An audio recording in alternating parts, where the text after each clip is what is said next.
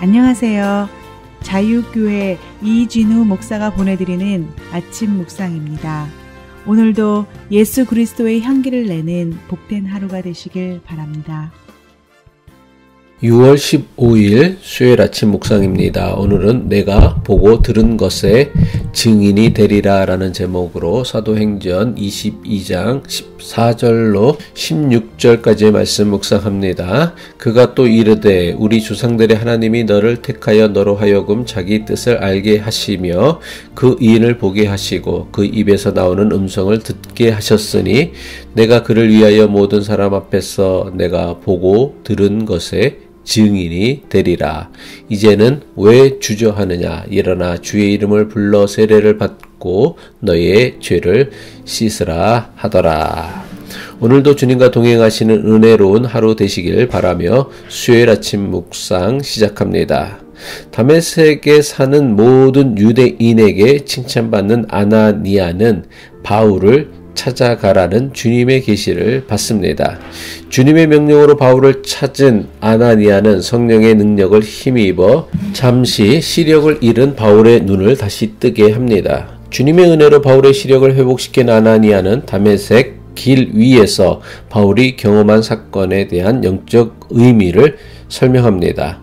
사도행전 22장 14절이죠. 그가 또 이르되 우리 조상들의 하나님이 너를 택하여 너로 하여금 자기 뜻을 알게 하시며 그 의인을 보게 하시고 그 입에서 나오는 음성을 듣게 하셨으니, 여기서 그는 주님의 능력으로 바울의 시력을 회복시켜준 아나니아를 의미합니다.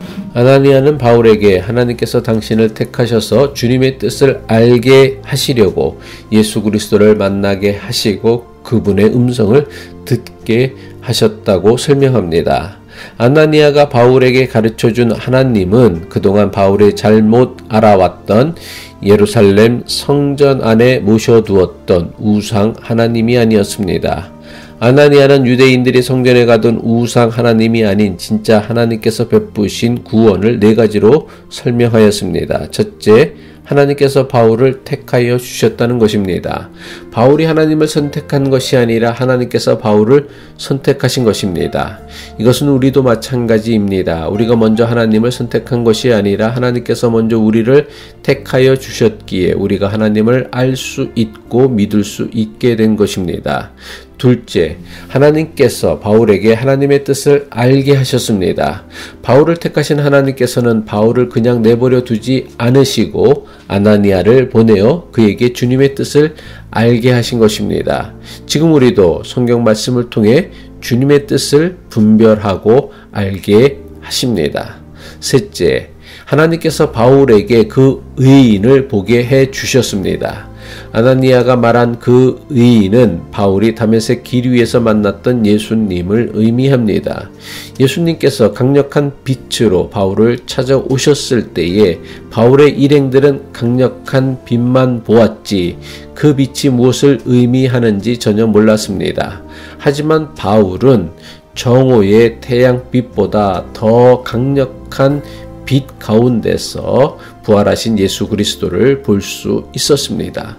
예수를 그리스도로 믿는 우리도 세상에 볼 수 없는 주님을 볼 수 있는 영안을 가진 사람이어야 합니다. 마지막으로 하나님께서는 바울에게 예수님의 음성을 듣게 하셨습니다. 주님께서 말씀하셨지만 바울 일행은 그분의 음성을 듣지 못했습니다. 오직 바울만 주님의 음성을 들을 수 있었습니다. 마찬가지로 예수를 그리스도로 믿는 사람에게는 세상 사람이 듣지 못하는 주님의 음성을 듣게 하십니다.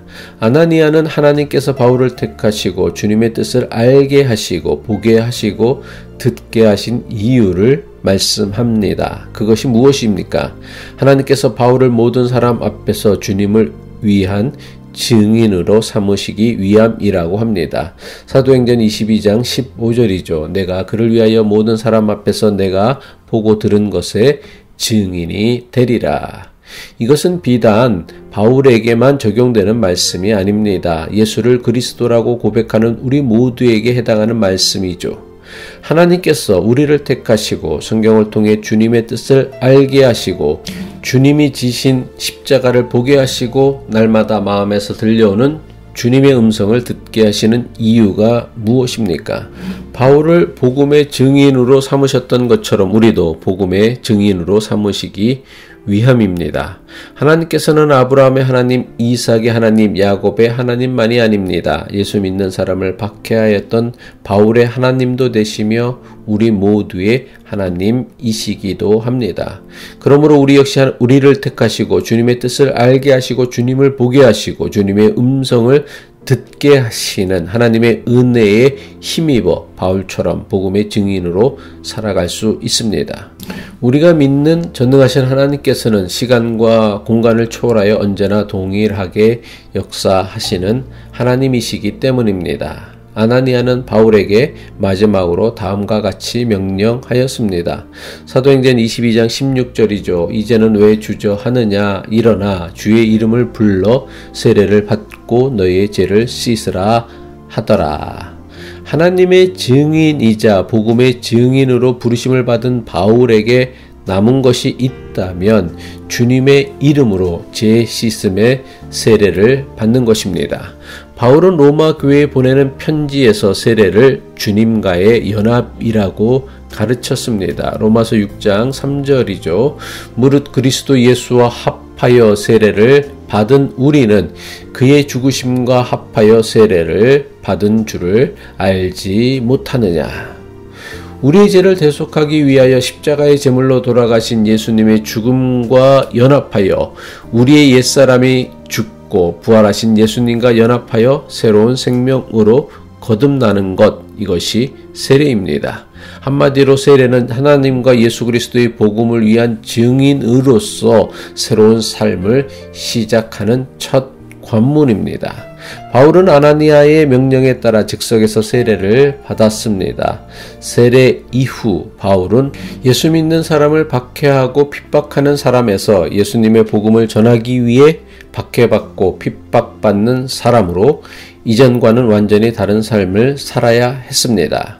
비록 박해와 핍박을 받으며 살아야 했지만 그가 받아야 했던 박해와 핍박은 복음의 증인으로서의 사명을 감당하는 그 이전의 어떤 삶보다 그를 더욱 존귀하게 만들었습니다. 기도하겠습니다. 예수 그리스도의 십자가 은혜로 구원받은 우리의 삶이 이전과는 전혀 다른 복음의 증인으로 살아가는 새로운 삶이 되게 하옵소서. 예수 그리스도의 복음을 위해 감당해야 하는 세상에서의 손해가 우리를 이전보다 더 존귀한 사람이 되게 하옵소서. 예수 그리스도의 이름으로 기도합니다.